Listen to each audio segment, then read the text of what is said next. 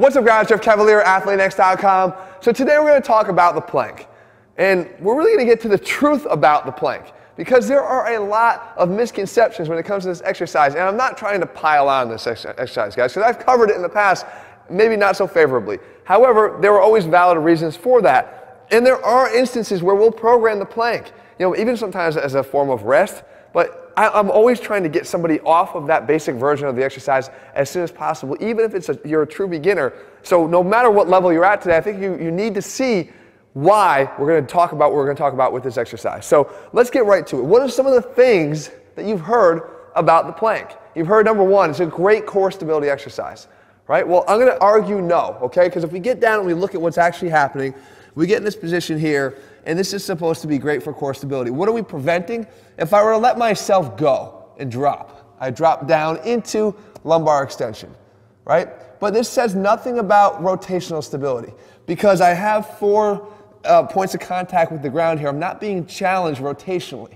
If I had one arm up or so, okay, now it's a little bit more rotation stability challenge, but that's not what's happening.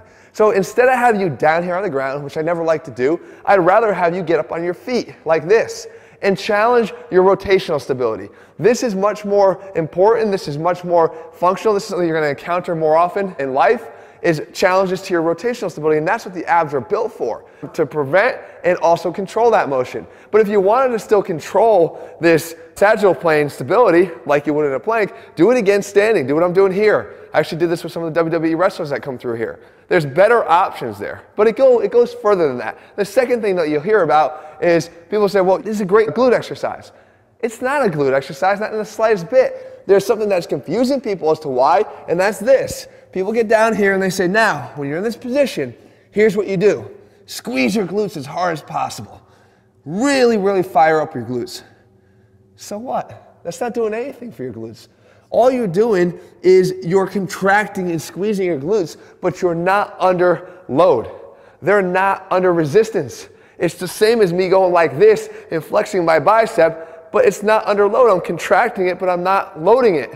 Why? Well, let me show you. If I get in this position here and I were to actually let myself go, I go down into hip extension, one of the main functions of the glutes. But that's free because gravity is pushing me down here into hip extension.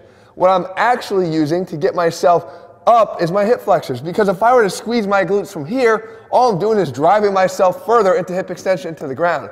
They are not driving this motion. They are not being resisted. The hip flexors do, because to get myself back up, I have to push through my toes into the ground and lift up. Pushing myself into hip flexion is what gets me up into this exercise. This is a hip flexor exercise, not a glute exercise. Completely opposite side of the joint.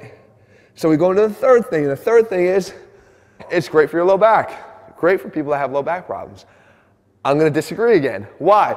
Because if we know that it has a heavy reliance on hip flexors and developing hip flexor strength, we know that that can contribute to an imbalance that leads to problems down the road with low back pain. And we talked about this in many other videos before about an over-reliance on the hip flexors as opposed to the abs, and doing any exercise that's supposed to be for the abs is going to contribute to low back pain. So we get in this position again and we realize that once again, what's supposed to be good for my back, being driven by an over-dependence on hip flexors, is going to pull down on my lumbar spine because the hip flexors go through here and attach to my lower vertebrae, pulling down, causing pain. If you spend a lot of time doing planks, which is what people do, they spend minutes and minutes doing them, lots of repetitions, you're going to create more and more of that imbalance. Which leads to a fourth thing that you probably hear, and that is posture. This is a great postural exercise. I think people say that because they say, oh, he looked like he's in a good posture here, nice and straight here, but they'll also say that you get a good squeeze up here between the shoulder blades, you work your interscapular muscles. This is a benefit to having better posture from the upper torso, less rounded shoulders. Again, completely wrong. You can't just take what you're saying. Guys, I've been sharing clips here. I wasn't making this up. Every time I made these points were taken from articles online saying these very things. You're reading the same things I am. These are just not true. If I get in this position again, what's happening? If I were to let myself drop down, I go into scapular retraction. Again, that's free. That doesn't cost us anything. I'm not trying to squeeze myself there. Now, people will tell you to squeeze Squeeze hard, in between your shoulder blades when you're in this position. Really get a good activation of them. Again, it's the same equivalent. Just because I'm contracting something doesn't mean that I'm contracting under load. What gets me off of the ground is the opposite. It's not scapular retraction, it's scapular protraction.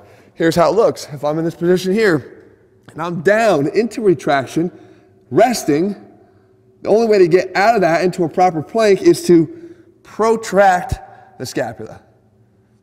Not retract, protract the scapula. So the serratus is working, not the interscapular muscles. So there's 4 things that you're being told about this exercise, in addition to all the other things I talked about before, how it being too easy and something that we need to find more challenging ways to do, to escalate that exercise as quickly as possible to get more benefits.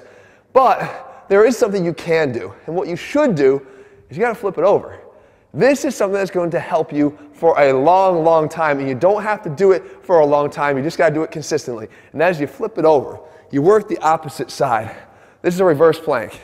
Now, if we get in this position here, we can actually resist all the muscles that we said we were working before but weren't, in a way that's effective and meaningful. So I get in this position here, and what I do is I take my arms and I rotate them out. By rotating out, I'm actually involving all those muscles in the upper back. First of all, the rotator cuff to externally rotate the shoulders, and then as we get down, I can actually squeeze my shoulder blades together, right? Pinch them together. Now, the legs are out straight. I lift up by actually contracting under load, the load of the downward force of gravity here. So now there's a lot more being done by the glutes.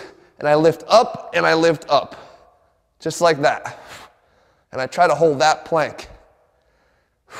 A lot harder. Now there's variations that you can do to step this up, because this is difficult.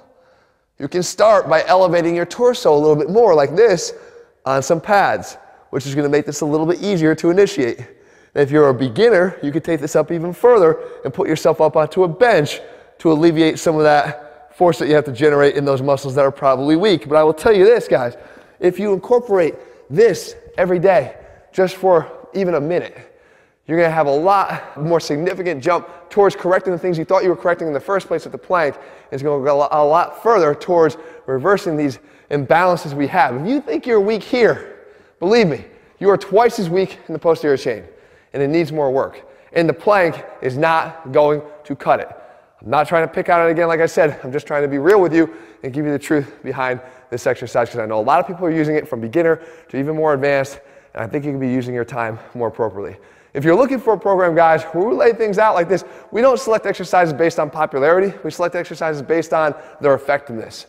We lay them all out step by step for you in all of our plans over at ATHLEAN-X.com, and we put the science behind our selections every time we do that. If you're looking for more of our videos, make sure you're subscribed and turn on your notifications so you never miss one, and leave your comments and thumbs up below. Let me know what else you want me to cover, and I'll do my best to do that for you. And one more point that I want to clarify. What does that exercise look like? If you've been following this channel for any length of time, it should look like a face pull. That is a bodyweight version of a face pull, working the same muscles that we talked about already at the same frequency with the same level of importance that we stress with that exercise. It's one of the best things you can do for your body. This is no different. All right, guys, see you soon.